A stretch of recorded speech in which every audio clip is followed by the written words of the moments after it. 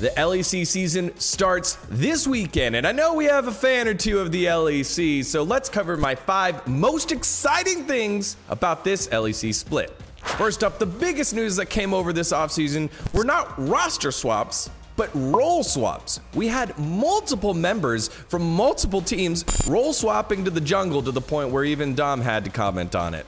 Whippo, Treats, all swapping over to the jungle role from different positions. And then Kyrie for Schalke coming on in and replacing God Gilius, as well as the move if Whippo was going to the jungle for Fnatic, that meant Selfmade needed to find a home. He found one over Vitality.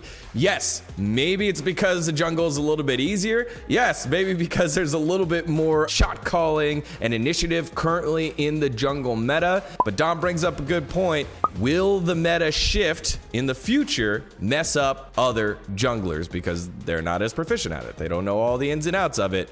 Only time will tell, but that is very exciting for this upcoming split. So speaking of Selfmade and his brand new move to Vitality, that wasn't the only one that Vitality did. They moved around more than half of their roster. The top side of the map being filled in by ERL top laner SLT, as well as one of the most hyped prospects in Europe coming into the mid lane. It's Lighter. Now, Lighter is one of the most hyped players in the European region. He was even on our radar years ago when I was on Golden Guardians as a mid lane replacement. He was with Misfits and Misfits Academy for a little while, had an opportunity for the LCS there, then most recently from Mouse Esports for the ERL, now getting a shot with a fantastic roster with firepower on the bottom side of the map with Labrov and Crowny, and one of the most aggressive junglers in the LEC in the form of Selfmade. Vitality is going to be an exciting team because of Lighter's champ pool. Lots of assassins. You may get a control mage or two, but we expect playmaking from this mid lane, which is what you want to see from this region. The third most exciting thing for me happening in the LEC this offseason were the mid lane swaps, and it's not only Lighter. You got Checkaload getting benched for Excel, and now coming on in is Nukeduck, the longtime veteran of the scene. It feels like Nukeduck has been playing this game for a decade. He's 25, so obviously that's not true, but Nukeduck has been around for such a long time. What was the team that made Worlds back in Season 3? Lemon Dogs? That was it? Lemon Dogs? Was that the team? Yeah, that's right. It was Lemon Dogs back in Season 3. That's how long he's been there. Think of the other mid laners that were in that tournament, specifically for the 2 Western regions. Oh, that's right, Reggie was there. He's no longer playing. Oh, yeah, that's right. Hi was there. No longer playing on the analyst desk. Oh, yeah, and that's right. Maybe you forgot about that full name, XDG Vulcan. That was ManCloud playing in the mid lane for that time for the LCS. I believe that also included Fnatic, and that was Expeke in that lineup. And then the last one, I believe, was Alexich and Moscow 5, which was Gambit Gaming. Anyway, point being is Nukeduck is experienced, and so therefore he really needs to show up.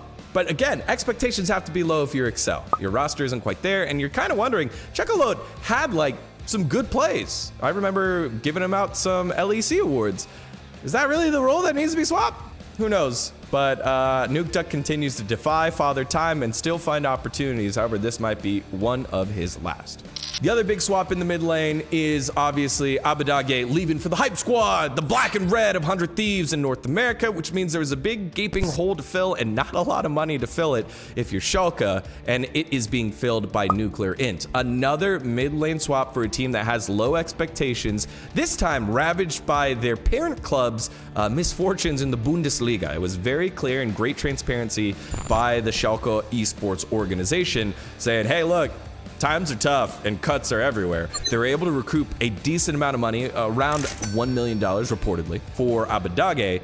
And now Nuclear comes on in trying to fill in this roster, which leads me to point number 2, the rest of the Schalke roster. What are they going to do? So they made a swap in the jungle, getting rid of God Gilius, who has that nickname for a reason, and moving to Kyrie, who again has been around for a while, including in North America for a short stint with Dignitas, but he had experience beforehand with G2. After that, he moved on over with Dark Passage for a substitute role, then was part of the PSG roster that Yellow Star had created. So Kyrie, again, another experienced veteran coming on in, and probably less expensive than God Gilius.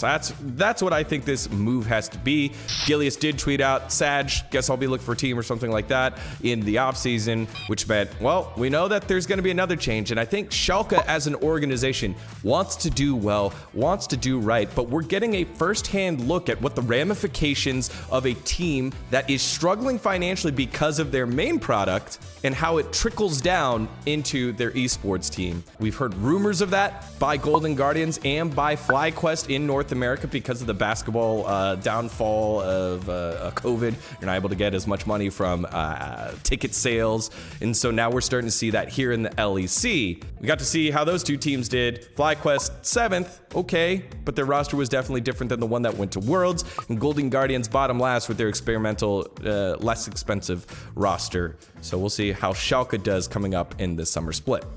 Before we get into my number one thing that I'm most excited about, make sure to hit that like button on this video because look, we're doing Europe. I listened to you. We listened to you. And subscribe for more LCS and LEC content.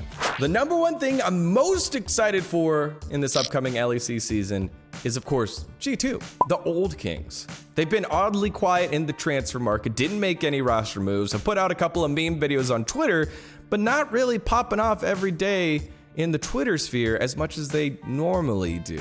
The only move that they made was signing strategic coach Nelson away from his Twitterverse back on into this G2 roster here in Europe, as he was fielding many offers, according to sources, but lands here to help out the squad. Coach Grabs, as one of the architects of this damn good roster, as well as many rosters in the past, has had support with Duffman, with Angel Archer, but now bringing in Nelson will lead to an even deeper level of strategic understanding and offload some of those responsibilities from him, I'd imagine. And it's kind of surprising. G2, again, normally known for making moves, making the holy crap, I can't believe they're doing that. This season, no, it's new players on this roster, obviously moving on from the massive hole that Perks has left, and the fact that they didn't win this year. It's just kind of now back to business. I think it makes sense that, hey, you could be all goofy and funny when you're winning back to back to back and it's you and Fnatic, whatever, but it's one of you two. Now in comes Mad Lions and they take away your hardware. What does that say about G2? Well, G2 took the offseason to grind away, and I'm very excited to see what their end product is going to be. Again, you don't get that reputation for nothing, and so G2 still has to be one of the favorites coming into the summer split to go to Worlds. So with that, those are the 5 biggest things I'm most excited about for the LEC. Did we miss any? We only could pick 5. Let me know in the comments below, because I know all you LEC experts want to get in there.